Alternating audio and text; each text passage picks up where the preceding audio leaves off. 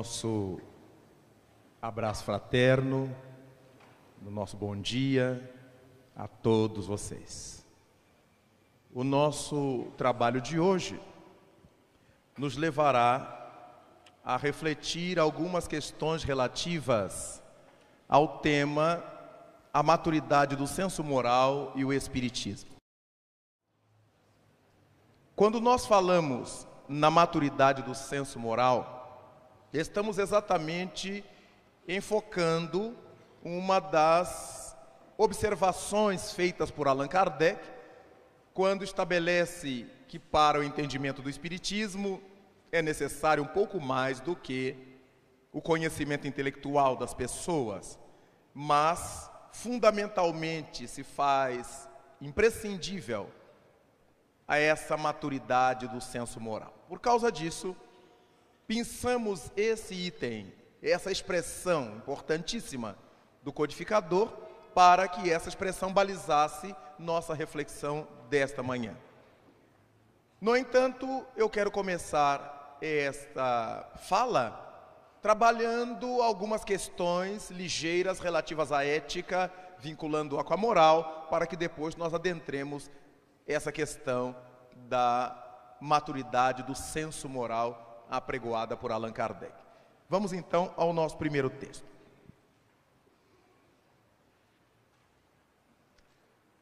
Temos aí um texto retirado da obra de Vázquez, chamada Ética, um dos importantes textos desse autor mexicano, onde ele diz que a ética é a teoria ou a ciência do comportamento moral dos homens em sociedade. Ou seja, é ciência de uma forma específica de comportamento humano. Qual é essa forma específica do comportamento humano? É o comportamento moral. Diz-nos Vázquez que, como ciência, a ética parte de certo tipo de fatos, visando descobrir-lhes os princípios gerais. Então, nós verificamos o seguinte: quando nós falamos em ética e em moral, às vezes pensamos que surge a ética e depois a moral se lhe agrega.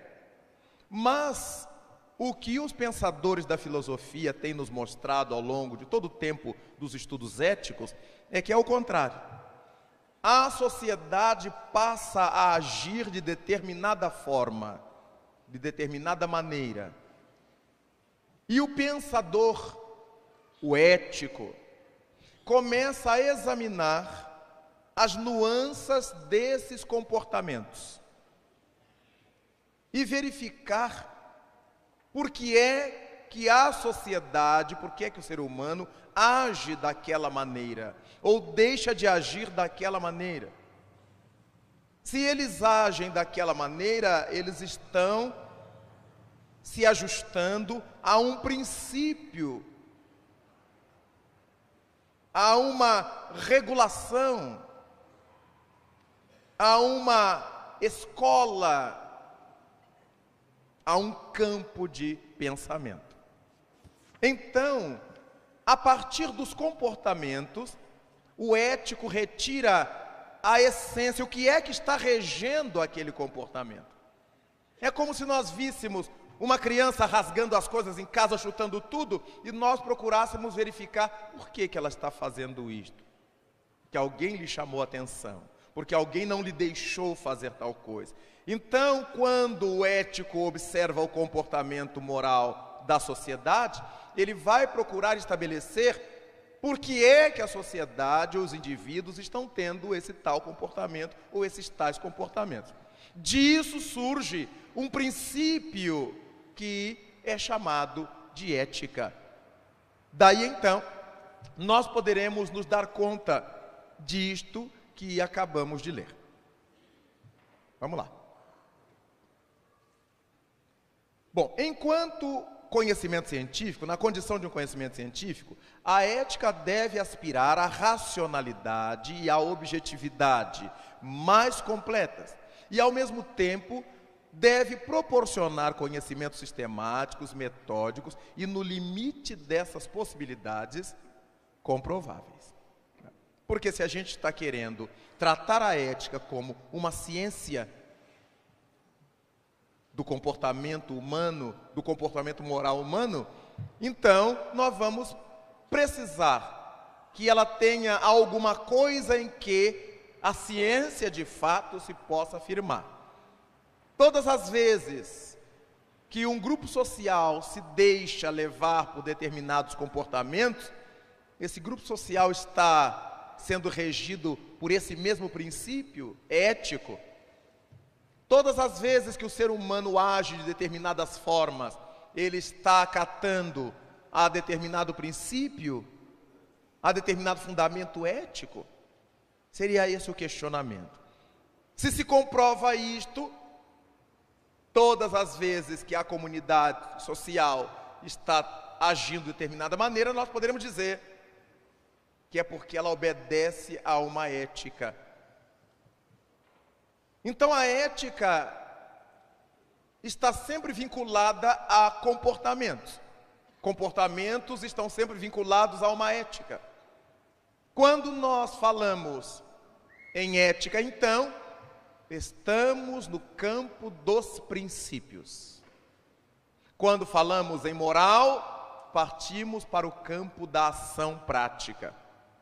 A ética tem características de uma regulação subjetiva. A moral tem uma estrutura de atividade prática. Então avancemos.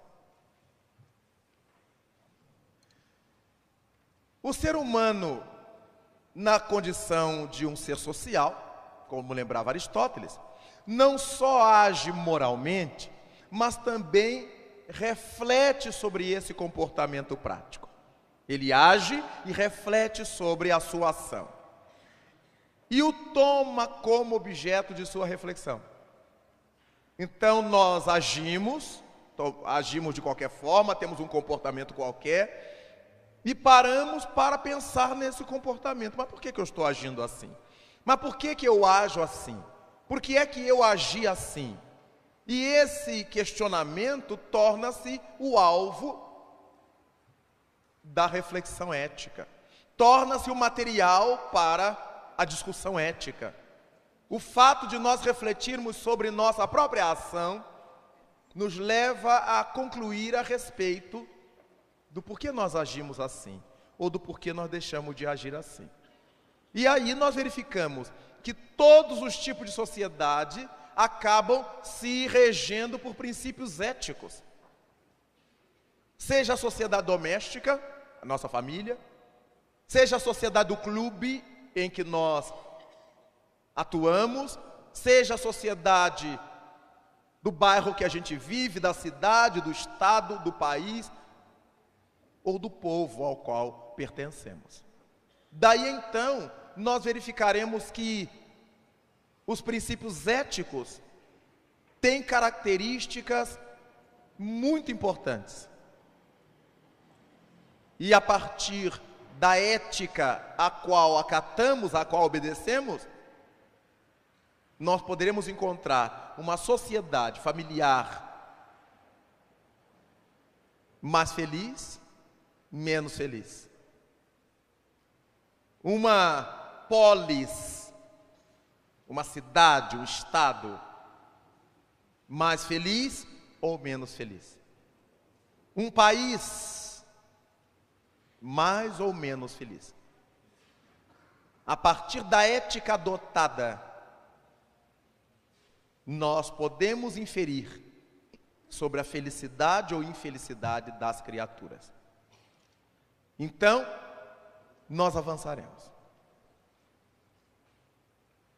Quando nós falamos em atos, a sociedade, o ser humano age, nós estamos no campo de uma prática moral. Quando dizemos que a sociedade, que o indivíduo reflete sobre o seu ato, já partimos para a teoria moral. Depois disso, seguimos adiante.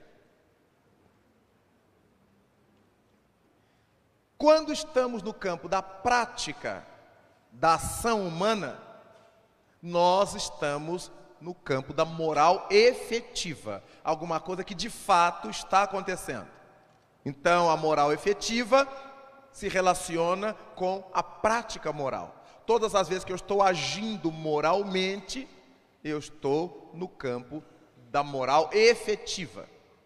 E quando eu parto para a reflexão moral, nós partimos para essa moral reflexiva. Tá? Daí nós temos uma moral reflexiva ou uma moral reflexa, exatamente por quê? Porque no momento eu estou efetivando um ato, minha prática moral. No outro momento eu estou refletindo sobre meu ato. A teoria moral me leva a uma moral reflexa. Então a moral reflexa é que eu estou refletindo, eu estou teorizando. E a moral efetiva é que eu estou praticando.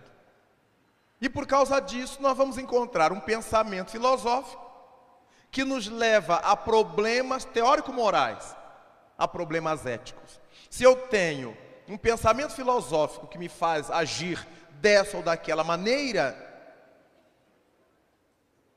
eu tenho como correspondência problemas de teoria moral, problemas teórico-morais, ou seja, problemas éticos. De um lado nós temos a ação moral, do outro lado nós temos a reflexão sobre esse comportamento humano, que é ética. Essas duas coisas costumam estar atreladas. Não é por outra razão que quase sempre ao nos referirmos às questões dessas duas ordens, dizemos questões ético-morais, para mostrar que elas estão vinculadas. Como usamos a expressão didático-pedagógica, uma vez que as duas coisas costumam vir vinculadas. Daí nós podermos inferir, retirar daí, que cada atitude nossa está vinculada a uma teoria que eu obedeço, a um princípio que eu obedeço, que é um princípio ético. Mesmo que eu não me dê conta disto, mesmo que eu não tenha consciência de que estou acatando a uma proposta ética, mas se eu ajo de determinada maneira, essa ação, esse tipo de ação, costuma estar vinculado a uma proposta ética. Daí então, nós podermos verificar como é importante nós refletirmos sobre as nossas ações. Ideal seria se nós pudéssemos refletir sobre as nossas ações antes de cometê-las. Esse ajuizamento que nós poderíamos fazer antes das ações nos daria uma chance muito mais ampla de ser feliz, de errar menos. Cada vez que nós buscássemos pensar previamente a qualquer ato, teríamos a possibilidade de pensar a respeito do princípio que estará norteando o meu ato. De repente nós dizemos assim, depois de termos feito qualquer coisa que não nos agradou, ou que feriu a alguém, ou que feriu a um grupo: não era isto que eu desejava, não era isto que eu buscava, não era isso que eu queria. Mas como eu agi no impulso, eu agi sem reflexão, eu acabei fazendo uma coisa que conscientemente eu não faria. Se eu soubesse a que princípio aquilo estaria ligado, eu concluiria sobre as consequências daquilo. Daí, existir em nós certos condicionamentos que nos impõem determinadas condutas sem reflexão. Nós passamos a usar na linguagem comum a ideia de fazer sem pensar. Não é propriamente sem pensar, é sem cogitar quanto àquilo, é sem refletir sobre aquilo, é sem verificar o que é que está determinando a minha vontade de fazer aquilo e quais serão as possíveis consequências do meu fazer. Quando nós pensamos nos fundamentos gregos dessas expressões, como ética, por exemplo, a ética vem do grego ethos, E-T-H-O-S. E ethos, do grego, tem por sentido a ideia de maneira de ser ou modo de viver. Mas os gregos afirmam, os filósofos gregos, que ethos, maneira de ser ou modo de viver, não é uma coisa que nasça conosco. Ninguém nasce ético. É algo que nós desenvolvemos na vida. A partir de observações, a partir de experiências vividas por nós ou não, observadas por nós muitas vezes. Então, ethos é essa maneira de ser ou esse modo de viver adquirido, desenvolvido através do tempo. Passamos a pensar em determinados princípios regentes de nossa vida após termos vivido ou termos conhecido determinadas experiências. Quando acompanhamos essa onda de violência, por exemplo, que está pautando nossas sociedades, muita gente que ainda carrega impulsos violentos poderá começar a repensá-los e dizer assim: não, isso não é a melhor coisa para mim. Porque a gente está vendo tantos sofrendo, tantos tombando, que eu altero minha concepção sobre violência e passo a dizer: não, nunca mais quero dar razão à violência.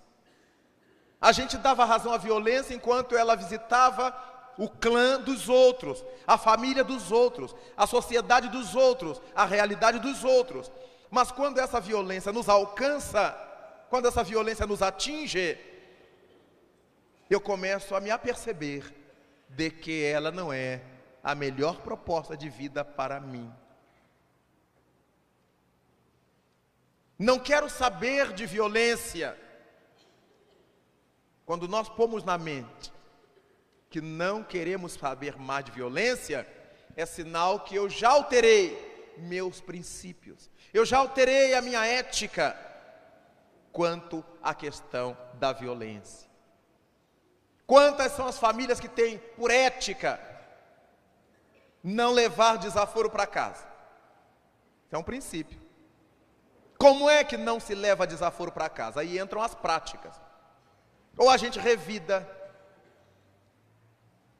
a agressão sofrida, a palavra escutada, o gesto infeliz que nos foi direcionado. Ou nós tentamos destruir a criatura que nos propiciou essas coisas. Vamos achando formas de fazer com que a pessoa que nos agrediu sofra consequências por isto. Então, se a nossa ética é não levar desaforo para casa, eu tenho que chegar em casa vingado. De repente, nós mudamos a ética. Se eu sofri qualquer tipo de agressão, de violência, se eu escutei algo impropério, é na minha casa que eu vou encontrar refúgio, paz, alguém que me entenda, que converse comigo, que me diga que eu não fui covarde, que me diga que eu não devia mesmo ter revidado, alguém que me apoie o princípio pacificador que eu quero que me norteie. Mudei a ética. Antes eu não levava desaforo para casa, agora eu os levo para casa para que em casa, com tranquilidade, eu os analise. E de repente, ao analisar, eu vou ter piedade do agressor, do violento. Essa é uma questão de princípios, uma questão ética. Da mesma maneira que nós podemos dizer assim, tô nem aí para o que der e vier. É uma postura desses tempos, que a modinha popular reflete. Não foi a modinha popular que criou isto. O compositor reflete num comportamento de uma dada criatura. É essa postura social de indiferença, de dar de ombros, até que o problema nos atinge a nós, até que o problema nos alcança, e eu verifico, não, eu não posso dar de ombros, eu não posso fazer de conta de que eu não estou vendo, eu não posso fazer como avestruz, eu tenho que enfrentar, eu tenho que interferir, eu tenho que me mobilizar. Vejamos que eu mudei a proposta ética, e aí eu passo a ter outro comportamento. Eu passo a ter outro comportamento, aí eu mudei a proposta ética. Enquanto eu não me importava com nada, desde que não me atingisse, a minha proposta ética, o meu princípio ético era, tô nem aí. Não, a gente não pode ligar para isso não. Aí, meu parente foi vitimado por uma bala perdida. Meu filho foi agredido na porta da escola. Eu fui agredido ao sair do carro, ao entrar no meu prédio. O ladrão entrou comigo e assaltou o prédio todo. Então eu não posso ficar impassível. Não há mais espaço para a impassividade. Eu tenho que fazer alguma coisa, ou esse estado de coisas piorará. Não foi à toa que Allan Kardec estabeleceu, repetindo a palavra do Espírito de Verdade, reproduzindo, aliás, a palavra do Espírito de Verdade, que é necessário que o mal chegue ao excesso, para que o ser humano sinta então necessidade do bem e das reformas. Olha que coisa. Enquanto esse mal não chega ao excesso, nós vamos dando de ombro, tô nem aí, não é comigo. Quando a gente ouvia falar de guerra, de violência, de bomba, lá longe, onde havia guerras, onde havia grupo de extermínio, a gente olhava para a televisão e dizia, que coisa absurda, e ia jantar. Que tristeza, e ia para o teatro. Que coisa lamentável, e ia pular o carnaval. Mas agora essa violência está nos alcançando. No meu prédio, na minha vizinhança, na minha casa, comigo. Numa sociedade como as nossas, se pode contar nos dedos quem nunca foi abordado, quem nunca foi assaltado, quem nunca foi agredido de alguma maneira. E já começamos a ouvir as vozes, ninguém aguenta mais, não dá para suportar mais. Quando nós concluímos que não dá para suportar mais determinada coisa ruim, passamos a nos mobilizar para desfazer essa coisa ruim que acontece. O mal chegando ao limite do tolerável. O mal chegando ao excesso. O mal que Allan Kardec apresenta no livro A Gênese como sendo a ausência do bem. Onde o bem não está, o mal se apresenta. E agora bem podemos inferir por que é que o bem está ausente. Estou nem aí. Onde eu, que me sinto uma pessoa boa, não estou, o outro diz, eu vou lá, eu resolvo, eu dou conta disto. E vai, mata e fere, rouba e furta. Com isto, nós vamos verificando mudanças de comportamentos sociais, mudanças morais, que estabelece a alteração da ética seguida por este grupo, por essa sociedade. Enquanto nós utilizamos a indiferença como padrão, as consequências são desastrosas. Vemos uma pessoa cair na rua, mas a gente não pode pôr a mão. Nós temos que ligar para o corpo de bombeiro, para a polícia, para não sei de quê. Se a gente puser a mão, pode ser incriminado. A nossa legislação criou isto. Aí todo mundo tem medo. Um comportamento gerado por um estabelecimento legal. Se a gente segurar e a pessoa ficar paralítica, foi a gente que mexeu na coluna que tinha saído do lugar. Então a gente pode mexer. Se a gente vira uma pessoa acidentada entre ferragens do carro, a gente não pode mexer. Porque senão nós ficamos responsabilizados pelas consequências, porque não tem testemunho, ninguém viu. Se eu levar uma pessoa caída na rua, baleada, ferida, e no meu carro essa pessoa morrer, eu estou condenado a ficar um réu, um suspeito, até segunda ordem, já que diz o ditado popular, defunto não fala, só na sessão mediúnica.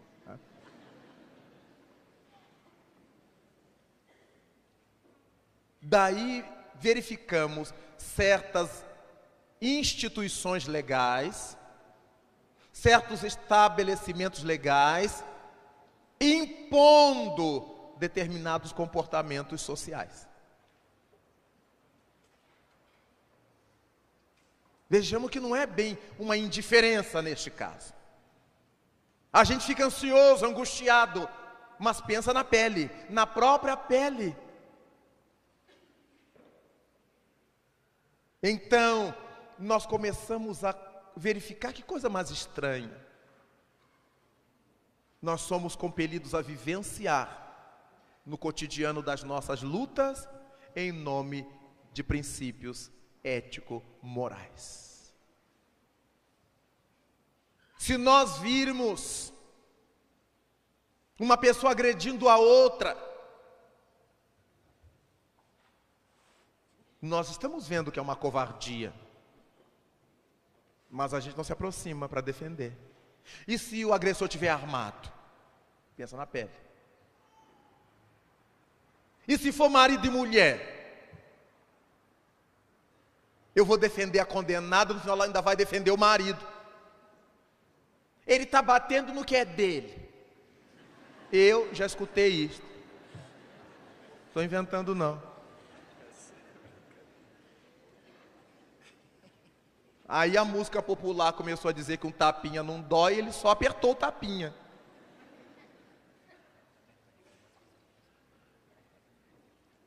Eu fui me dirigir ao cidadão, não faça uma coisa dessa, pelo amor de Deus. E fui todo educado, todo espírita. Não é? Vesti o melhor Allan Kardec que eu pude. Meu irmão, faça isso. Aí a criatura inchada, ensanguentada pelo canto da boca, não se meta, ele está batendo no que é dele. Eu digo que assim seja. Fiz a prece de encerramento. E já desvesti o Allan Kardec e fui embora. Eu digo, tome, cara sem vergonha. Vejamos que ele não sabe como agir. Porque há pessoas e há pessoas. Olha que confusão moral a gente vive. Que você não sabe quem é que está apanhando por prazer, quem é que está batendo por dever. Né? Porque se um gosta de apanhar, o outro tem que bater, porque senão... Já tem um mês que você não me bate. Você está com outra, né? Coisas assim. Daí nós vamos vivendo essa confusão ideológica, a gente não sabe como agir em determinadas situações. Nós sabemos que em países como os Estados Unidos, os vizinhos chamam a polícia. Se escutam grito das crianças apanhando, chorando. E lá é fácil, porque as paredes são de madeira. E é fácil do vizinho escutar o que está acontecendo cá. Porque quando o sujeito leva um soco e cai por cima dos móveis, ouve-se o barulho do lado de fora. Não se sabe o que está acontecendo lá dentro, mas está muito barulho. E a vizinhança americana, que não toma conta da vida do vizinho, né, chama a polícia. Aqui nós ainda não temos esse hábito. Lá na casa dele, depois a gente lê nos jornais que a mulher foi morta, que a criança foi morta, foi espancada até a morte. E ficamos com aquele travo por dentro. Eu podia ter feito alguma coisa. Eu não precisava ir lá, mas eu podia ter chamado a polícia. Mas a polícia demora. Já não é problema meu. O meu eu cumpri. A nossa consciência nos libera. Quanta coisinha do cotidiano que a gente vai se dando conta que estão atreladas, amarradas aos nossos conceitos éticos, às nossas práticas morais. Por isso seria importante que a gente pudesse pensar um pouco antes de tomar uma atitude. Há coisas que são tão iminentes, há coisas que são tão imediatas, que não me dá tempo de pensar antes. Mas a maioria das coisas que a gente faz, com consequências, com repercussões, daria para pensarmos antes. É que às vezes tomamos posturas com muita raiva, a gente está com raiva, e a raiva nos obnubila o discernimento. A raiva nos impede discernir. O ódio nos tisna, nos embaça a lucidez. Mas se a gente pudesse parar lucidamente para pensar as coisas, nós pensaríamos as coisas positivamente. Erraríamos bem menos. Já dissemos aqui em outro contexto, mas que vale para este momento da nossa análise, que o Espírito Camilo sempre me propõe questionar sobre o depois. Meu filho, diz ele, você não está proibido de fazer nada. Pense somente na consequência. Se a consequência lhe trouxer alegria íntima, felicidade, contentamento, liberdade, faça. Se as consequências lhe falarem de remorso, de culpa, de agonia, de frustração, não faça. E eu perguntei para ele, mas a gente pode aplicar isso em toda a linha da vida? Em toda a linha da vida. E aí, o que eu contei aqui oportunamente foi nessa base. A gente consegue verificar até quanto a alimentação da gente. Estamos diante de uma mesa farta e que tem tudo o que presta para a gente engordar. Os doces que a gente gosta, os pratos que a gente gosta, as gorduras que a gente gosta, tudo que a gente gosta. Aquela picanha com a gordurinha do lado, aquela costela de porco entremeada, o bacon, todas as bombas atômicas deliciosas, todos os gostosos venenos. Eu posso comer dessas iguarias? Posso. Devo? Não. Posso comer um pedacinho? Como dizem as mães às crianças, para não aguar? Né? Posso. Preciso? Não.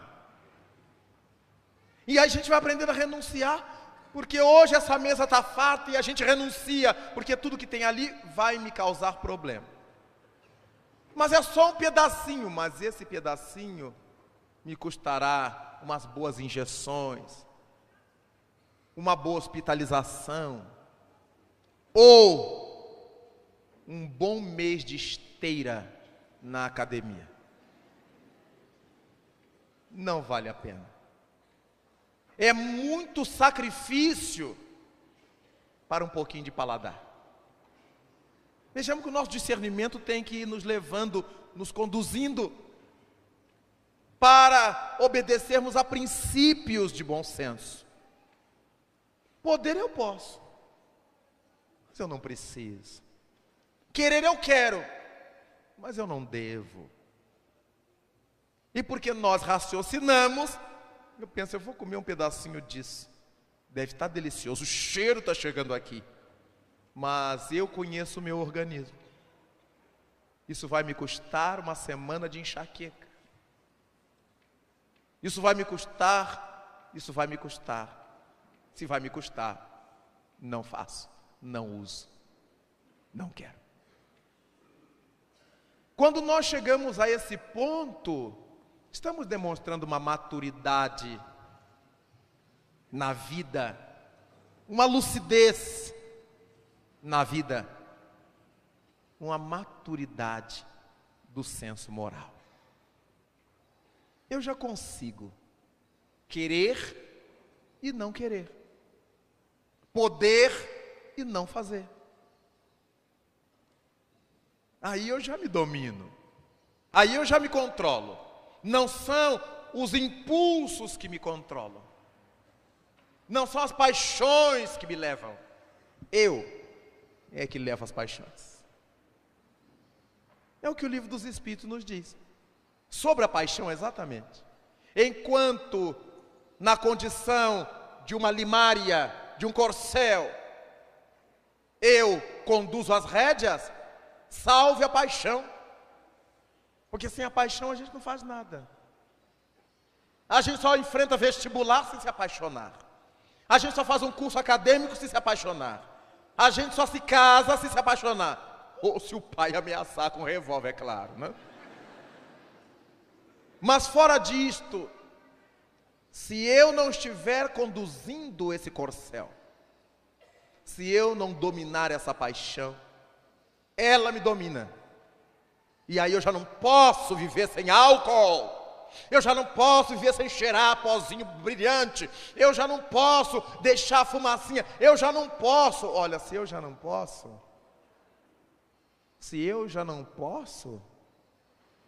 é aquilo que está me dominando. Me lembra certos centros espíritas, aqui entre nós, que ninguém nos ouça, que não sabe mais fazer prece se não apagar a luz. Olha o condicionamento que ficou. Não sabe fazer prece se não tiver música. Eu fui fazer uma palestra num centro espírita em dada ocasião, e o dirigente, eu já tinha feito a palestra, e o dirigente, meu irmão, aproveita que o senhor custa tanto a vir aqui, faça a nossa prece de encerramento. Eu falei, pois não, eu já tinha feito, eu termino sempre a palestra fazendo uma prece, mas ele não entende, ele acha que é o rabinho da palestra. Aí ele faz outra prece em cima, e pediu para eu fazer. Eu digo que assim seja. Quando eu acabo de fazer a palestra, eu estou assim, está de graça, tudo que me mandar fazer eu faço. E aí, quando eu ia levantando fazer a prece, alguém fez sinal lá de baixo assim para mim. Eu não entendi nada. Eu olhei para o dirigente, ele disse, espera que eu vou botar a música. Vejamos que é um condicionamento pernicioso. Quando a gente faz prece com fundo musical, é gostoso. Mas a gente faz prece sem fundo musical, gostoso do mesmo jeito. Porque o gostoso é a prece que a gente faz. É a nossa integração, não é a moldura. Bonito é o retrato, é a pintura. A moldura ajuda, mas não é fundamental. Então, às vezes, nós nos deixamos escravizar por coisas que são secundárias. E aí é quando a paixão é perigosa, porque é ela que nos arrasta. Daí então, quando nós estamos pensando em questões éticas, temos que estar atento a isto, o que é uma coisa, o que é outra. Se nós falamos que ética vem do grego ethos, E-T-H-O-S, e que significa maneira de ser, modo de viver, adquiridos com o tempo. O termo moral vem do latim mos, M-O-S, ou no plural, mores, M-O-R-E-S. E aí temos costume. Moral significa costume, ou mores, costumes no plural. Também adquiridos. Ninguém nasce moralizado. Nós desenvolvemos posturas morais. E vamos ver por quê.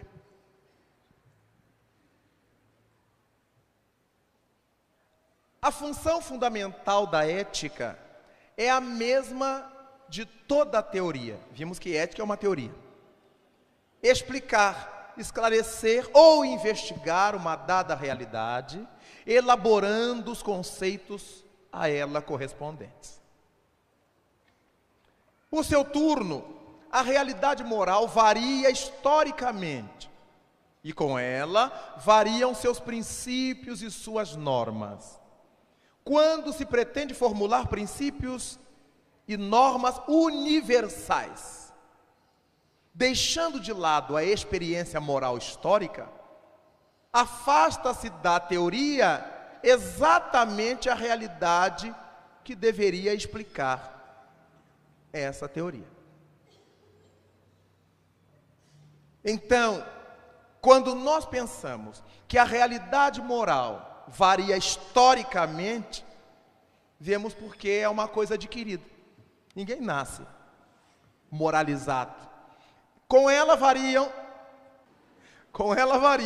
seus princípios e suas normas. Os princípios que regem essa moral, a ética varia, as normas comportamentais variam, tudo historicamente. Quando se pretende então formular princípios, formular normas de caráter universal, deixando de lado essa experiência moral histórica, esse caminhar histórico da moral, afasta-se da teoria exatamente a realidade que explica essa teoria. Não podemos estudar ética e moral descontextualizando da questão histórica. Quando lemos a República de Platão, quando lemos algumas obras de Aristóteles, esses homens que foram o suprassumo da filosofia, que foram do bem à sua época, eles colocavam o escravagismo como uma coisa tão natural. Platão, na sua República, coloca o escravo como uma necessidade social. Olha que princípios morais de época, historicamente situados. Aqui no Brasil, em Portugal, na Espanha, escravistas. Aqui no Brasil até o século XIX, quando havia escravos, quando havia escravidão, quando havia escravocratas, havia escravos nas igrejas, havia escravos de sacerdote, de padre, de bispos. Em Portugal também, na Espanha também. Vejamos que até para os religiosos, a mentalidade ética que eles detinham liberava o uso de escravos, de um ser humano por outro ser humano, tranquilo. Onde isso está no estatuto do Evangelho, não sabemos. Mas por que os religiosos usavam os escravos? Tinham escravos? Porque eram princípios ético-morais socialmente aceitos, historicamente aceitos. Quando sabemos que os cardeais franceses e do mundo ocidental se reuniram em Mâcon para discutir se mulher tinha alma, olha que coisa interessante. Será que mulher tem alma? Isso era uma discussão daquela época. Se fez um concílio de Mâcon. Não é uma reunião de padres, é um concílio de cardeais e bispos. Porque eles admitiam que mulheres e escravos foram feitos por Deus para servir aos homens. De preferência aos homens ricos. Deus fez mulheres escravos para servir aos homens. De preferência ricos. Como mudamos? Quando a França saiu da sua revolução e surgiu o movimento feminista ali, a grande dificuldade dos franceses, que formavam uma sociedade evoluída para o século XVIII, para o século XIX que começava, era admitir que mulher pudesse ser livre. Mulher era tratada naquela época, na França, como os índios são tratados até hoje. Eles não têm maturidade, eles não sabem. Eles sabem ganhar dinheiro, mas eles não têm maturidade, eles são crianças. Mas gostam de um tutu, gostam de um din-din, como poucos brancos gostam. Vejam como a gente mistura as coisas por interesses. A gente está tratando o índio hoje como o índio de descobrimento do Brasil. Que a Anhanguera deu tiro para cima com a arma de fogo que Portugal já tinha, e os índios acharam que ele era o Deus do trovão. Caramuru pôs fogo na cachaça e disse para os índios: se vocês não me derem a filha sua para eu casar com ela, eu boto fogo no rio, no lago, porque eles não conheciam cachaça, então aquilo era água. E esse diabo desse Caramuru bota fogo mesmo nas nossas águas. Mas o índio de hoje, que fala inglês, que dá aula de matemática, que vende mogno da Amazônia,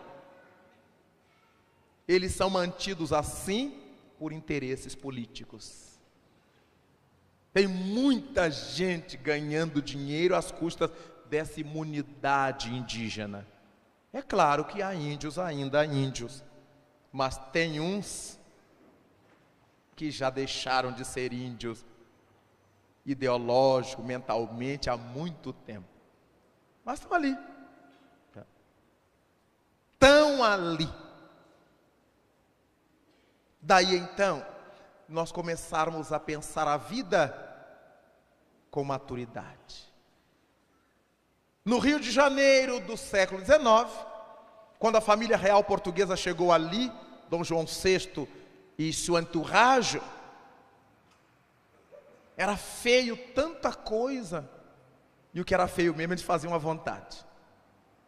Era feio uma mulher deixar aparecer a ponta dos sapatos, então usava aqueles vestidões arrastando no chão, limpando as ruas do Rio de Janeiro, para não aparecer o bico do sapato. O que tem a ver o bico do sapato com moralidade? E para subir nos bondes, aquelas pobres coitadas tinham que subir cobrindo a ponta do sapato. Um cavalheiro tinha que lhes dar a mão, porque se aparecesse a ponta do burzeguim, do sapato, elas eram tidas como prostitutas. Como passou o tempo, como mudou o tempo. Hoje elas mostram o burziguim e tantas outras coisas. E dizem que é minha carreira. Como mudou? Como mudou? Ainda há poucos anos, há 40, 50 anos, os estudantes universitários iam para a universidade de paletó e gravata. Havia muito poucas mulheres fazendo esses cursos, mas as que haviam, elas iam bem vestidas, de chapéu. Hoje, a garotada chega na universidade arrastando chinelo de dedo, de short, de bermuda, de camiseta cavada de Copacabana. Como mudaram os tempos?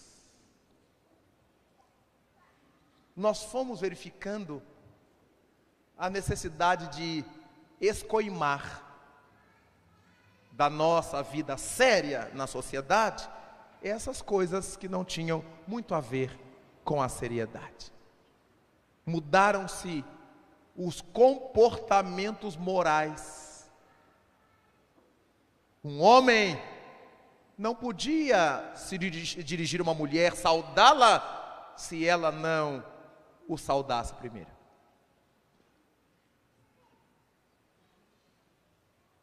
Daí então, hoje, as coisas estão bem mudadas, nós podemos ver. Um homem não ousava dizer uma palavra de baixo calão, se a poucos metros houvesse uma mulher que pudesse ouvir. Hoje são as mulheres que dizem as palavras de baixo calão, quando os homens não olham para ela. Mudou tudo.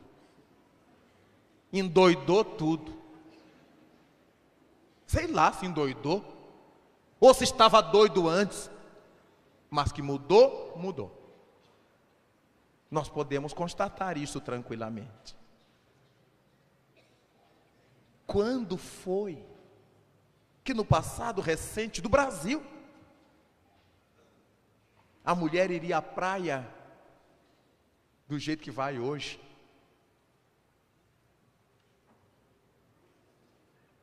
Quando? A gente vai vendo os maiôs quando começaram, né? Até os joelhos, de manga, depois caíram as mangas, mas ele continuava até o joelho, depois foi subindo. Aí surgiram os maiôs. Cortou aqui, cortou aqui, cortou aqui, cortou aqui. Mas o corpinho estava coberto. Aí cortou aqui, separou a parte de cima da parte de baixo. Foi um escândalo na Europa quando surgiu o biquíni. Nas Ilhas Biquíni. Meu Deus, que escândalo. As mulheres estão depravadas. Aí já que estão depravadas, elas tiraram a parte de cima. E foi outro escândalo no mundo quando surgiu o topless. Tirar a parte de cima do biquíni. Mas já que tirou a parte de cima, o que é de baixo está fazendo?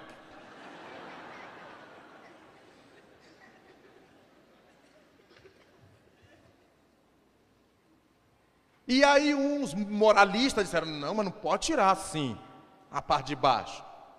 Vamos tirando aos poucos. Aí arranjaram um barbante para amarrar o tapa-sexo e as nádegas ficaram de fora. E o mulherio passou a usar o fio dental. Aliás, fio dental é uma força de pressão, fio dental é um pouquinho mais grosso.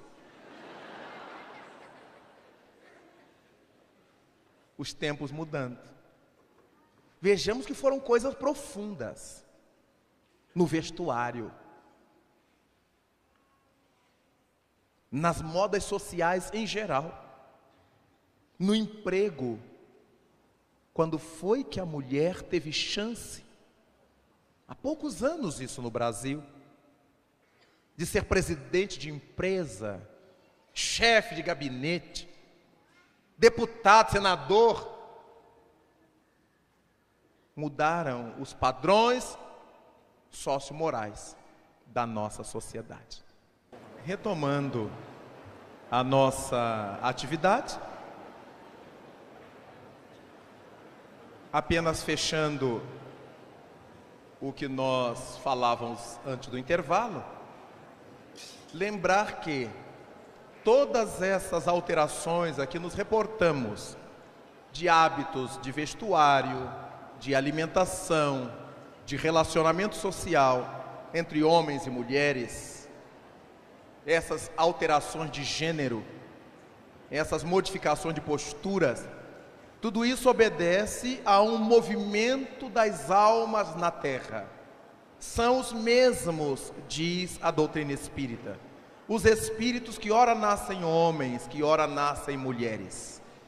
E a imposição da lei da reencarnação faz com que homens que renasceram mulheres e sofreram o acicate de uma estrutura social fechada, amarrada, densa, ao voltarem para o mundo espiritual, se propõem mudar isto, porque sofreram na pele. Renascem agora como mulheres revolucionárias naquele setor. Mulheres que querem mudar, que impõem mudanças, que cobram mudanças, que pagam o preço dessas mudanças, quanto homens que pagam o preço das alterações sociomorais que eles sabem que são importantes para a sociedade, para a comunidade do mundo ou para a comunidade onde eles se encontram. Não é à toa que surgem em todos os movimentos de mudanças sociais na Terra, líderes desses movimentos. E esses líderes ditam as ordens, ditam as normas, estabelecem a pauta de como será esse movimento de libertação das criaturas, em todos os níveis. Quando nós pensamos no movimento da ciência, quem que não se recordará de Giordano Bruno, discordando daquelas posturas científicas que a igreja adotava, ainda da proposta aristotélica? Quem é que não se lembrará de Galileu Galilei, tendo que baixar o tom da sua afirmativa para não ser destroçado pela força clerical da sua época, que tinha nos estabelecimentos científicos e filosóficos de Aristóteles a verdade absoluta. Transformaram os textos de Aristóteles na lei de Deus. E aí Galileu teve que dar uma refreadazinha, sem deixar de crer no que ele cria, mas mudar um pouco o discurso para não ser fagocitado por aquela estrutura arcaica que ainda dominava a sociedade do mundo europeu. Quem não se lembrará, aqui no Brasil, de Tiradentes, desejoso de mudar a política, a dominação portuguesa, propondo uma independência, um rompimento, e pagando com o preço da vida. Quem é que não se lembrará de Gandhi? Tudo no campo político, científico, político. Então essas alterações todas vão se espalhando por diversos campos, até chegar nesse mais próximo de nós, da mesa, do vestuário, da relação conjugal. Quando os esposos hoje aceitam com mais tranquilidade participar dos serviços da casa, colaborar com a companheira, com a esposa. Há uns ainda resistentes quando as esposas não são habilidosas. Quando elas são habilidosas, quando eles veem, estão fazendo, estão na cozinha, estão arrumando a casa, estão fazendo, porque não existe nada que desfaça da hombridade da criatura porque ela esteja fazendo um serviço dessa ou daquela natureza. O trabalho nunca desmerece a nenhuma criatura, mas isso, veja, são mudanças de ideias, mudança de posturas, mudança de prática ética, que estabelece uma nova condição ética para os grupos sociais, para os grupos familiares. Daí nós vermos como em todos os campos, no nosso campo espírita, que muita gente não sabe, sempre houve muito machismo, né? Porque era uma estrutura da sociedade como um todo. E como o espiritismo, o movimento espírita é um movimento da sociedade, obviamente no movimento espírita havia também essa marca do machismo. A gente só via à frente de centros espíritas e de federações estaduais homens. Nas diretorias, só homens. Hoje nós temos um número enorme de federações espíritas do Brasil dirigidos por mulheres.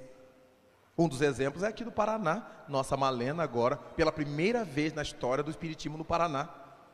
A nossa Sandra Borba, que nos falou ontem, presidenta da Federação Espírita do Rio Grande do Norte, lá já não é a primeira, lá já há uma experiência de mulheres que estiveram à frente daquela federativa.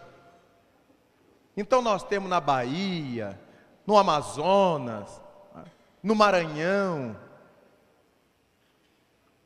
em Pernambuco, mas tantas mulheres à frente, no Nordeste. E isso é uma coisa grandiosa, porque o Nordeste tem fama de ser o antro do machismo nacional, o que não é verdade. Cá para baixo a gente acha muito machismo disfarçado. Então, óbvio que essas mudanças também modificam o modo de gerenciar o movimento espírita. Porque as mulheres têm outra mentalidade, outra lucidez, outra maneira de encarar as coisas, outra maneira de resolver problemas. E essa mudança é saudável ao progresso social. Por isso, nós verificamos que as mudanças de comportamento moral de uma sociedade estabelecem a nova ética que está regendo esse procedimento social.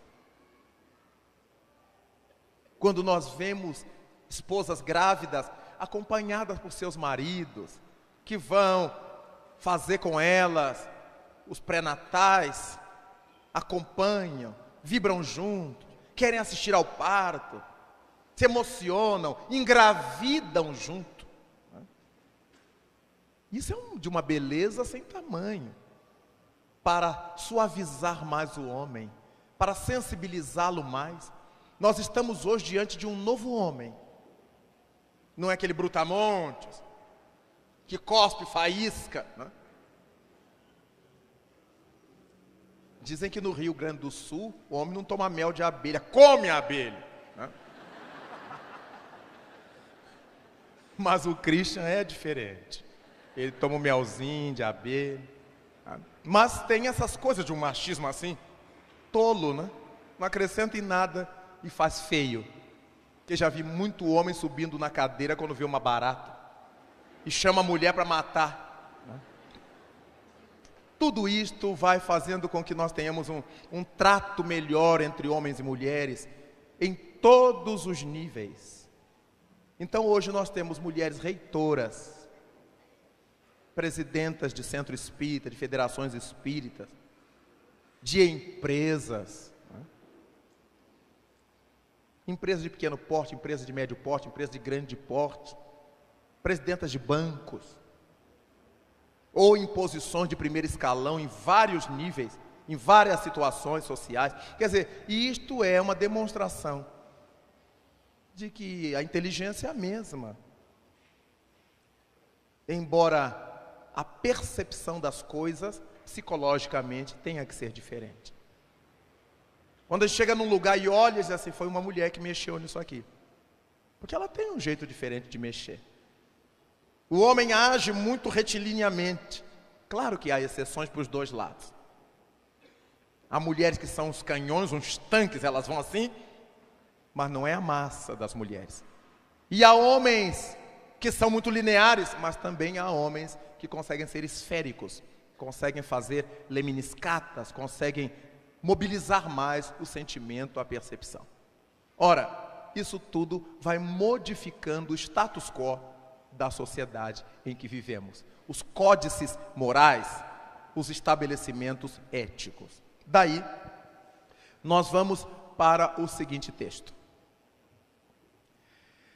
Entramos no Evangelho segundo o Espiritismo quando nós encontramos ali, no seu capítulo 17, o seguinte: o Espiritismo não institui nenhuma nova moral, apenas facilita aos homens a inteligência e a prática da moral do Cristo, facultando fé inabalável e esclarecida aos que duvidam ou vacilam. Quando nós falamos em moral, em procedimento, o Espiritismo não institui uma nova moral, porque o Espiritismo trabalha em cima da moral de Jesus Cristo, em cima das práticas de Jesus Cristo, em cima da vivência de Jesus Cristo. Não é por outra razão que a doutrina espírita é tida e a vida como o cristianismo redivivo ou o cristianismo revivido. Não é o cristianismo institucional que o Espiritismo toma. Não é a fala dos teólogos sobre cristianismo. É a proposta saída de Jesus Cristo, que o Espiritismo retoma na voz dos imortais e reapresenta-nos hoje, conforme a nossa capacidade de entendimento nesses últimos anos da humanidade. Então, nós verificamos, nós percebemos quanto é importante saber que o Espiritismo não está inventando uma coisa nova.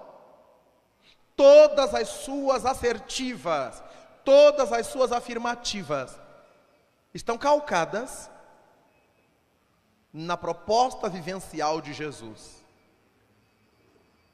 na proposta prática da vida do Mestre. Daí nós avançamos. Muitos, entretanto, dos que acreditam nos fatos das manifestações, não lhes apreendem as consequências, nem o alcance moral, ou, se os apreendem, não os aplicam a si mesmos. A que atribuir isto? Há alguma falta de clareza da doutrina? Não, pois que ela não contém alegorias, nem figuras que possam dar lugar a falsas interpretações. A clareza é da sua essência mesma, e é donde lhe vem a força, porque a faz ir direto à inteligência. Nada tem de misteriosa a doutrina espírita, e seus iniciados não se acham de posse de qualquer segredo oculto ao vulgo. Isso é muito bonito. Quando nós tomamos o Espiritismo, nós percebemos que não existe nenhum texto espírita só para médiuns, só para presidentes, só para iniciados. Não. Todos os livros espíritas estão ao alcance de quem queira lê-los, estudá-los, analisá-los. Allan Kardec estabelece em A Gênese que o Espiritismo é uma doutrina de livre interpretação. Nós não temos que nos fechar, nós temos que nos abrir. Quando nós lemos a literatura espírita, Emmanuel, André Luiz, Joana de Ângeles, Camilo, etc., eles tomam os mesmos pensamentos do Evangelho, as mesmas frases, os mesmos ensinos, e fazem comentários que a gente diz assim: eu nunca houvera pensado nessa nuance, nessa possibilidade. É o mesmo texto do Evangelho, é o mesmo texto de Cristo, que cada benfeitor dá uma visão diferente. Todas nobres, todas que nos ajudam a crescer, mostrando, como disse o próprio Mestre, que as palavras dele são espírito e vida. E aí daquela palavra viva, quanta coisa nós extraímos, quanta coisa nós retiramos, quanto nós aprendemos. Então a doutrina espírita não tem nenhum mistério, nenhuma coisa misteriosa. Se alguém disser que há algum mistério no espiritismo, é uma força de expressão, é poesia.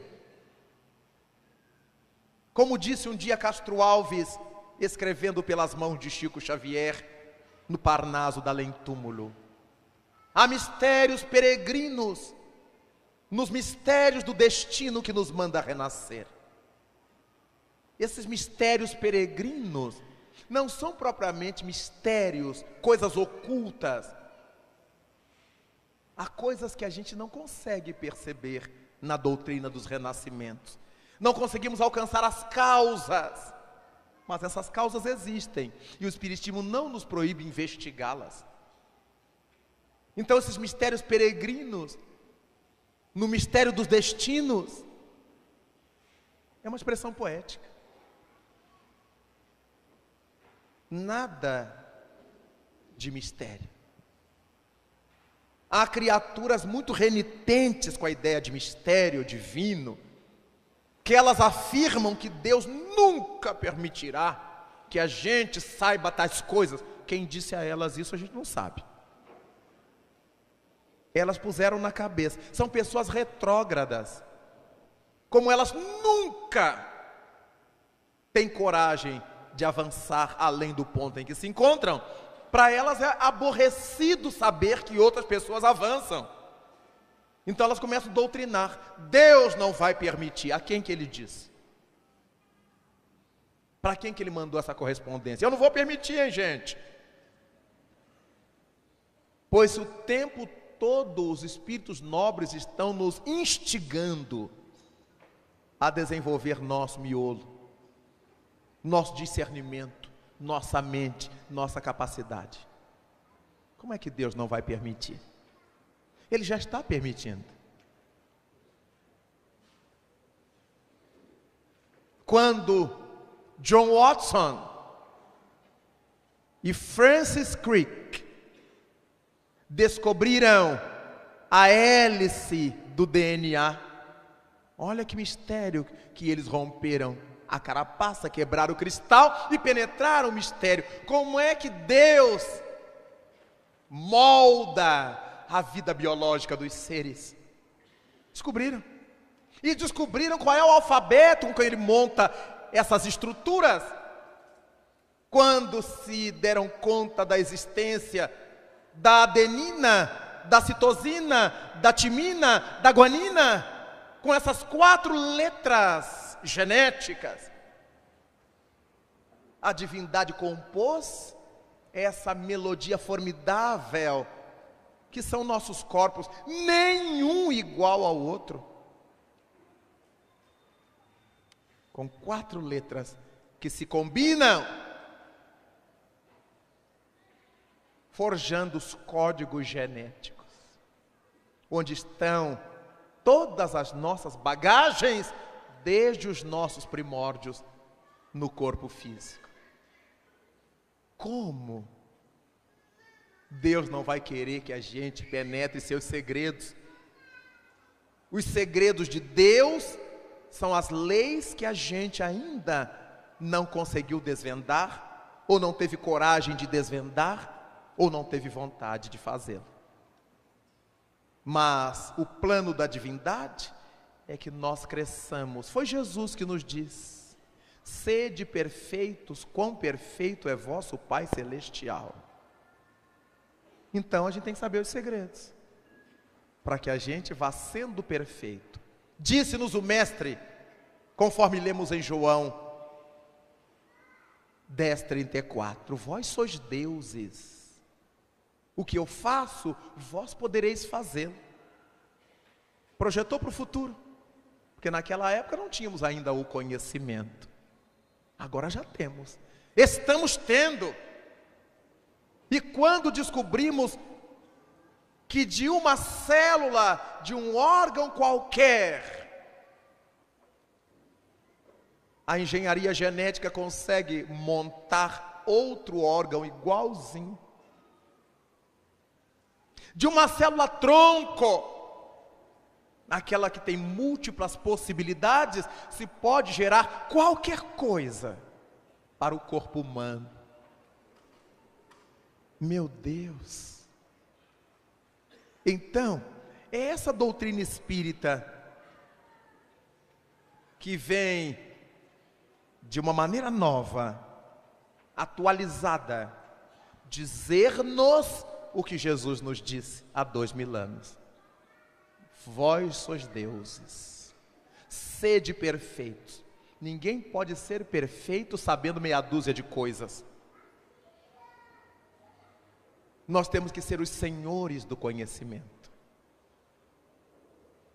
Quando afirmamos que nas pesquisas do Dr. Jean-Pierre Changeux, na França e em Minnesota, nos Estados Unidos, ele concluiu que o ser humano mais inteligente do mundo, o que melhor usou sua cerebração, conseguiu desenvolver e usar apenas 10% de sua capacidade lobular.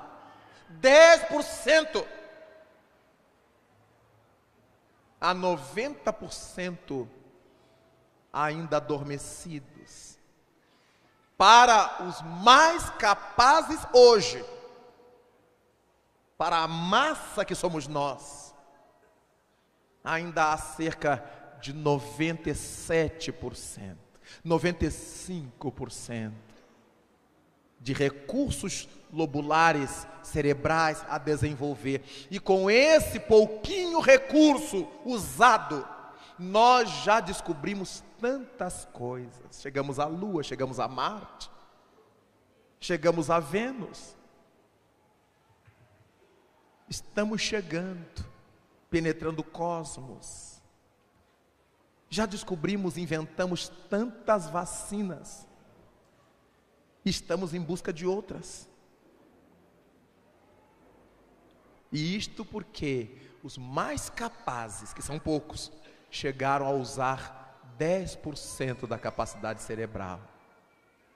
Imaginemos, meus irmãos, no dia que nós conseguirmos usar 15% da capacidade cerebral, o que é que a gente não vai fazer? O dia que nós usarmos 20%,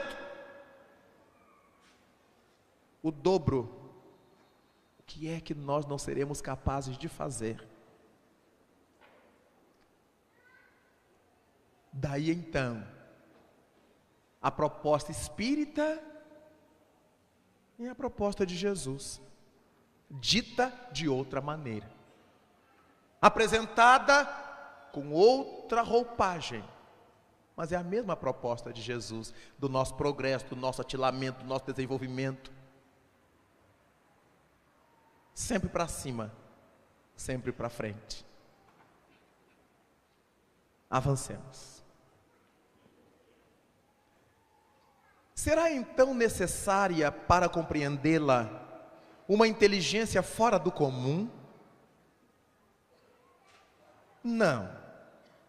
Tanto que há homens de notória capacidade intelectual que não a compreendem, ao passo que inteligências vulgares, comuns, moços mesmo, apenas saídos da adolescência, lhes apreendem com admirável precisão os mais delicados matizes. Quando nós vemos nas nossas mocidades espíritas, os moços, não recém-saídos da adolescência somente, mas adolescentes, conseguindo captar o sentido da doutrina, se sensibilizando com esse sentido, vibrando e imprimindo às suas vidas esses princípios doutrinários. Enquanto há doutores e PhDs que são incapazes, tudo para eles é muito complicado, é muito difícil. Eu conversava com um colega de academia, festejado físico, mas temos muito bom acesso um ao outro. E ele, sabendo que eu sou espírita, disse: Raul, eu não consigo entender espiritismo. Eu digo: não, você nunca quis entender. Não, não é bem isto. Eu digo: porque você é hinduísta? Sim. Eu digo: nós pregamos, por exemplo, a reencarnação, que o espírito sai do corpo, desencarnado, e volta para um outro corpo, reencarnando, se ligando a uma célula ovo, e desenvolvendo o processo, e nascendo de novo um outro corpo. Nada mais lógico. Você admite que um velho pode sair do seu corpo, retirar uma criança do corpo dela e entrar no corpo da criança? Aí é que dana. Você consegue aceitar isto? Bem, eu digo: não tem bem. E isto é mais complicado. Sem que eu desencarne, eu saio do meu corpo, gostei daquele corpinho do menininho ali, eu entro no corpo dele, eu tiro ele. É muito mais mágico, é muito mais fantasioso. Aliás, só é fantasioso. E ele acredita nisto piamente. Eu digo: veja que não é questão de dificuldade, meu chefe. É de maturidade. Esses dias eu conversava com outro amigo. Nesses dias, tem 15 a 20 dias. Ele é evangélico. E sabe que eu sou espírita. E me disse: Raul, eu saí com o meu pastor numa comitiva, fomos fazer um culto em tal lugar, e apareceram uns bandidos, uns assaltantes. Estávamos em 3 carros, o pastor no primeiro carro e nós nos outros. E os bandidos o retiraram do carro. Até aí tudo bem, até aí a gente entende. Bateram nele, puseram-no de pé, puxaram as armas e apertaram os gatilhos. O meu pastor começou a dançar a dança dos anjos. Eu nem sabia que anjo dançava. E as balas iam saindo da arma e caindo no chão. Eu digo: me poupe. Até a dança dos anjos eu engulo.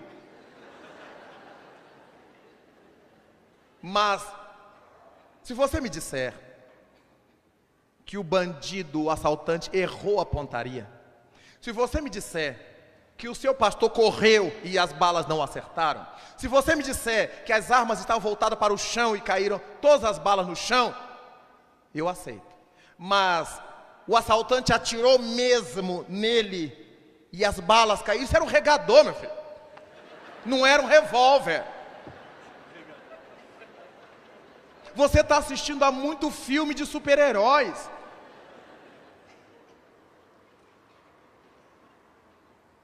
É um professor. Eu não ouvi isso de um adolescente. Eu não ouvi isso de uma criança. Eu digo: então o seu pastor tem mais poderes que Jesus Cristo. Porque com o poder que teve Jesus Cristo, a lança ia fazer assim, na hora de furá-lo. A chibata ia levantar voo na hora de bater nele. Ele apanhou, se arrebentou, foi crucificado, morreu. E o seu pastor dançou a dança do ramo. Podia ter ensinado para Jesus essa dança. Vejam como as pessoas fantasiam. Eu digo: eu admito que você admire o seu pastor, mas não precisa inventar. Porque eu sou professor de física, isso é impossível. Mas eu vi. Mentira. Você não pode ter visto isso só se for no sonho, ou no filme, no desenho animado. Porque de verdade, primeiro que diante de alguns revólver, ninguém nem lembra qual os passos da dança dos anjos.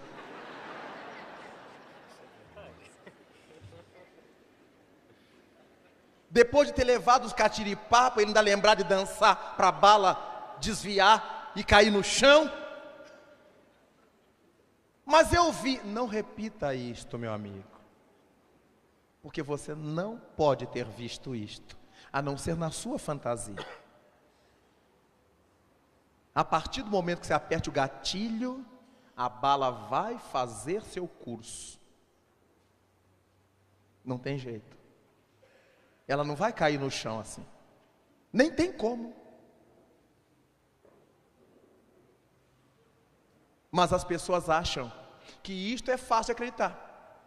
Os princípios espíritas que nos chamam ao discernimento, que apelam para a ciência, que nos dão maturidade, respeitabilidade às concepções. É tão difícil, porque nós gostamos da fantasia, nós gostamos da pantomima, nós gostamos do inacreditável, e não da lucidez. Daí então, para que alguém seja nobre, bom, puro e santo, não precisa dessas coisas. Alguém me trouxe um dia uma história que um dos apóstolos foi cozinhado num tacho de azeite fervendo durante 7 dias. E quando se derramou o tacho, ele saiu lépido e fagueiro. Eu digo, dá licença, gente. Aí é que enfraquece a amizade.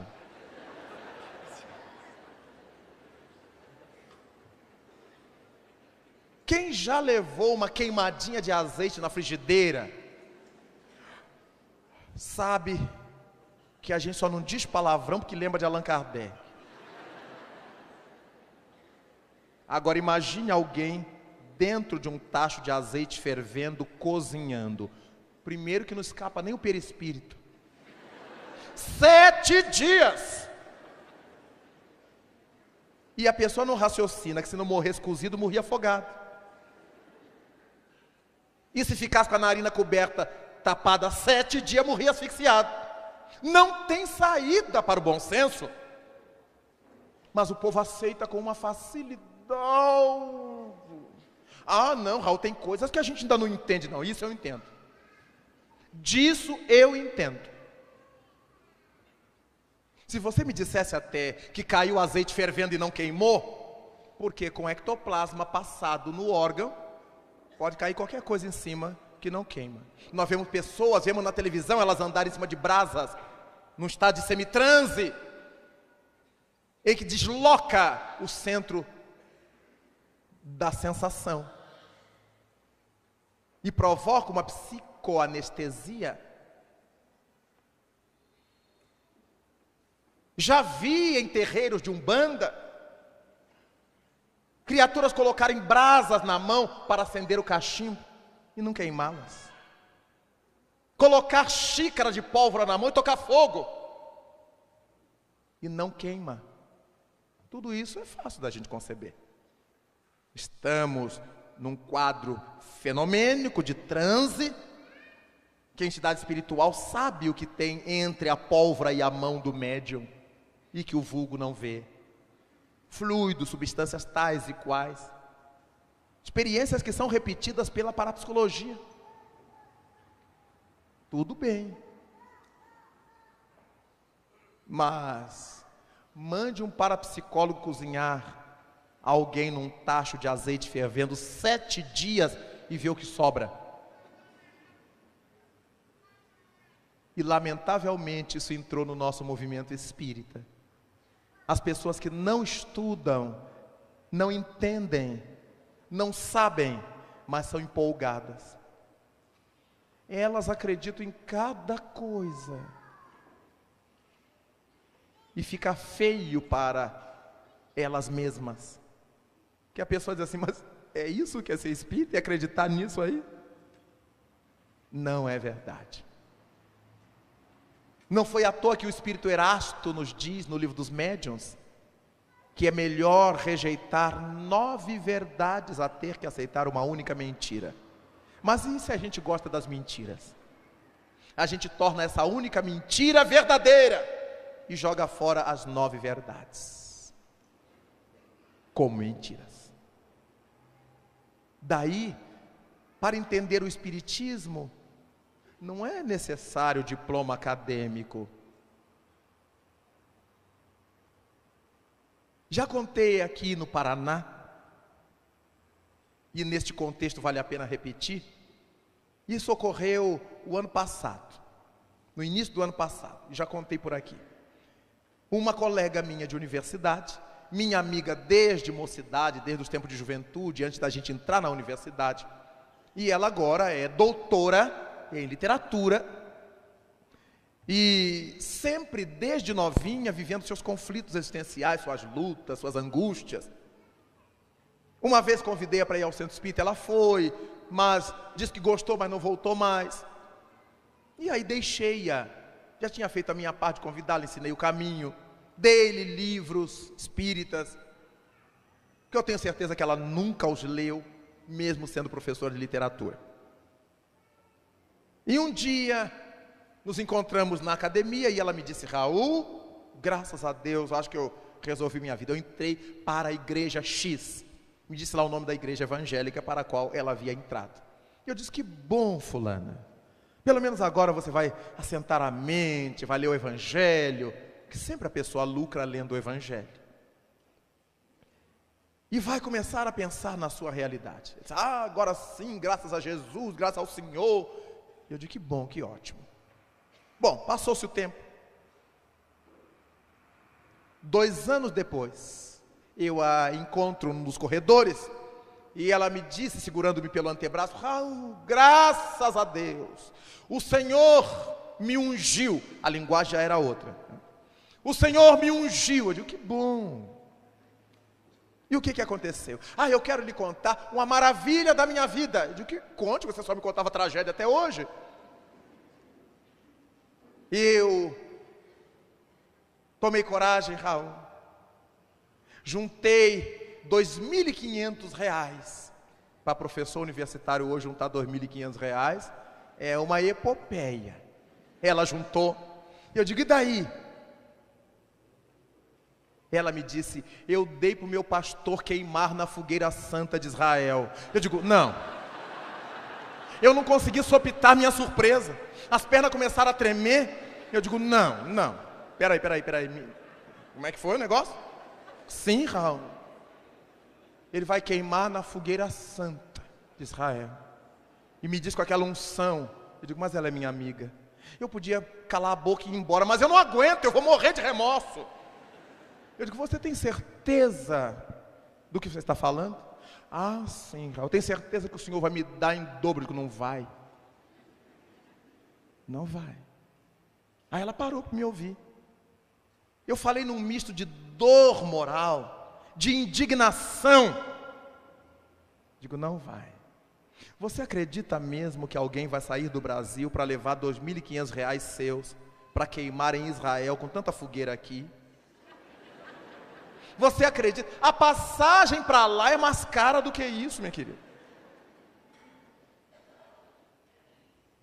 Você sabe qual é a fogueira de Israel que seu dinheiro vai ser queimado? Eu disse: não. Chama-se Bank Boston, Bradesco, Unibanco. Nem doente mental queima dinheiro, minha querida. Ele enrola o dinheirinho assim. Se for mulher, põe no porta-seio. Se for homem, bota no bolsinho da calça, dentro do sapato. Nem doido rasga, queima dinheiro. E o seu pastor Santo da Silva vai levar para queimar em Israel. Você perdeu, você dançou, você viajou na maionese, mas você é uma mulher universitária. Se a minha servidora doméstica me dissesse isto, eu entenderia, porque ela é semi-analfabeta. Mas você é uma doutora. Não merecia sofrer esse vexame, porque ele deve estar rindo de você a essa hora. E eu notei que os olhos dela brilharam. Ela baixou a cabeça e foi embora. Eu despedi minha amiga, mas eu tinha que dizer, porque há tanta gente iludida desse jeito, achando que está dando dinheiro a Deus. Olha que coisa mais louca! Passaram-se uns dias, eu a encontro na cantina. Raul, você me deu um choque que eu nunca tinha imaginado sofrer na minha vida. Aí eu já saí da igreja. Eu digo, pelo amor de Deus, junta mais 2.500 para o pobrezinho queimar. Não zomba de mim. Porque eu contei isso pro meu marido e quase me bateu. Que nem o marido sabia. Ela queria mesmo fazer um sacrifício. Ele quase me bateu e disse que você está coberto de razão, Raul. Você me deu o endereço lá do centro. Digo que você vai juntar dinheirinho para a gente queimar também. Porque eu tô doido para queimar um dinheiro bom. Que o povo lá do centro nem a mensalidade paga. Ela disse, você está zoando de mim. Eu digo, agora eu estou. Agora eu já estou tranquilo. E está frequentando nossa casa espírita. Que eu convidei a vida inteira. E ela nunca foi. Está frequentando. Começando, desde o ano passado. Está ela lá. Puxa, mas eu não sabia. Eu digo, você tem 2 livros que eu lhe dei. É mesmo, Raul, eu nunca li. Aí eu descobri que eu nunca tinha lido mesmo. Eu tinha dado o livro dos Espíritos e o Evangelho para ela. E ela me disse, eu estou gostando tanto. Está me abrindo tanto a visão. Porque ela foi estudar reencarnação. E foi entender os conflitos que ela vivia desde menina, sem explicação. Já passou por todos os médicos. Analista, quando a vê, muda de calçado.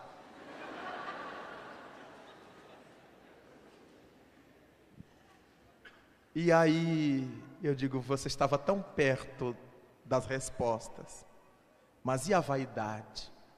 De ter que dizer para as suas amigas, para os seus amigos, para a sua família que você estava indo num centro espírita. Não é verdade, Raul. Mas agora vamos ver até onde eu chego. Digo, agora se você sair, sou eu que lhe praguejo. Você vai ter que queimar um dinheirinho na minha fogueira aqui. São 750 pessoas que a gente precisa queimar com ele dinheiro aqui. E ela começou a visitar e a se voluntariar nas obras do Remanso Fraterno. Eu digo, que bom. É assim que se faz. Mas levou mais de 30 anos para cair a ficha de uma coisa que a nossa garotada acha que é tão simples. Vamos lá? Isso provém de que a parte, por assim dizer, material da ciência, somente requer olhos que observem, enquanto a parte essencial exige um certo grau de sensibilidade, a que se pode chamar maturidade do senso moral. Maturidade que independe da idade e do grau de instrução, porque é peculiar ao desenvolvimento em sentido especial do espírito encarnado.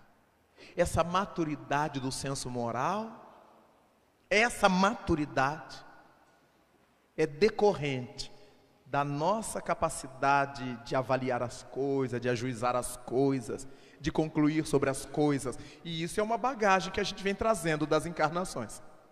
Não depende da idade. Há moços, adolescentes que pensam com muito mais clareza e lucidez, com muito mais profundidade do que muitos idosos, muitos velhos, muitos adultos. Claro que há muitos adultos que pensam com presteza, com lucidez, mas há muitos adultos, como os casos que eu citei aqui, que são verdadeiras crianças emocionais.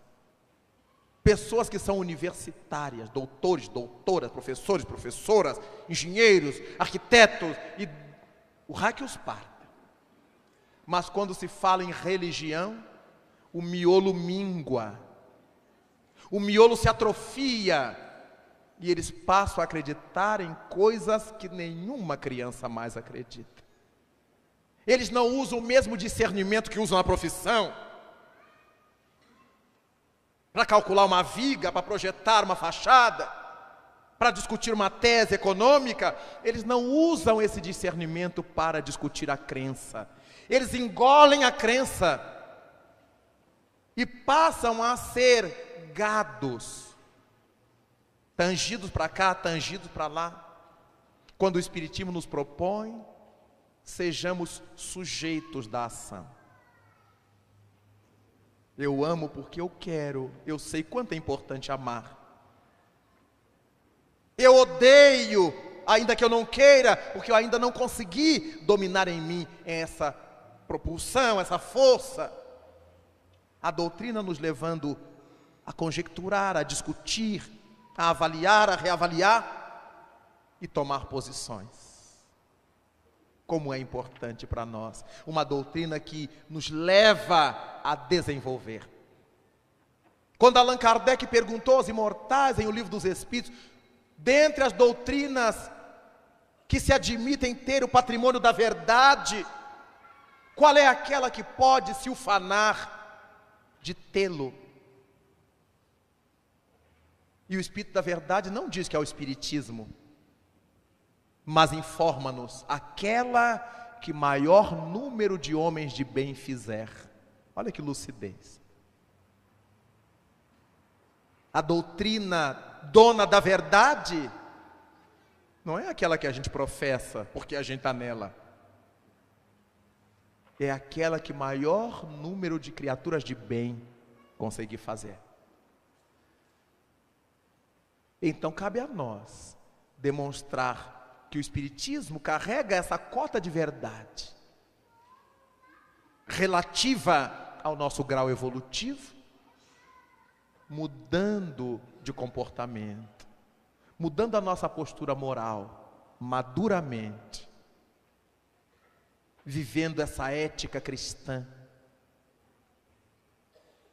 que é amar a Deus acima de todas as coisas, e ao próximo como a nós mesmos. Este é o princípio ético que Jesus nos deixou. E a gente vai amar a Deus por meio de múltiplas formas. E amar ao próximo através de múltiplas formas, procedimentos morais. Todos os procedimentos morais nos encaminharão para o amor a Deus acima de tudo, o amor ao próximo como a nós mesmos.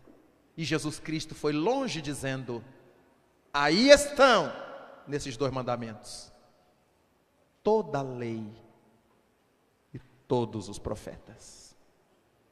Tudo que foi ensinado, dito, falado, até ali, ele resumiu em 2 mandamentos. Tudo que os profetas ensinaram, tudo que as leis apresentaram, era para isso, para que lográssemos um dia amar a Deus acima de tudo e ao próximo como a nós mesmos. Aqui estão toda a lei e os profetas. Como é bom ser espíritas. Como é bom crer sabendo. Daí então, prossigamos.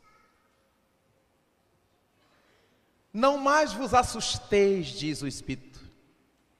As línguas de fogo estão sobre as vossas cabeças. Uma simbologia dos tempos difíceis do mundo, os tempos decisivos do mundo. Ó verdadeiros adeptos do Espiritismo, sois os escolhidos de Deus, ide pregai a palavra divina. Não somos os escolhidos como o povo judeu se julgava, os únicos, os certos, os perfeitos. Nós fomos escolhidos como, num grupo de criaturas, um líder escolhe quem vai à frente para abrir a mata, num grupo de bandeirantes, quem sustenta a bandeira, que abre o cortejo, quem vai na retaguarda, todos são escolhidos. Todos têm função, todos têm utilidade. Os escolhidos de Deus, segundo o texto, que somos nós os espíritas, não é porque nós sejamos os melhores, é porque em virtude dos nossos erros, das nossas quedas, dos nossos equívocos, nós temos essa experiência ganha para pregar aos dissolutos contra a dissolução, para pregar aos incrédulos sobre a crença, para pregar aos violentos sobre a paz. É por isso que nós fomos os escolhidos, para esse trabalho duro, árduo, mas que nos faz tão felizes.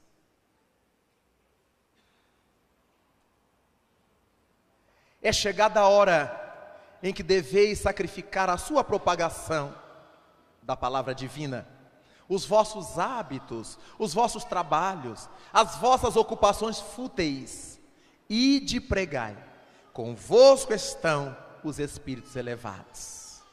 É tão importante quando nós lemos Erasto dizendo que é chegada a hora em que deveis sacrificar a propagação da mensagem divina, os vossos hábitos, os vossos trabalhos, as vossas ocupações fúteis, nossos lazeres.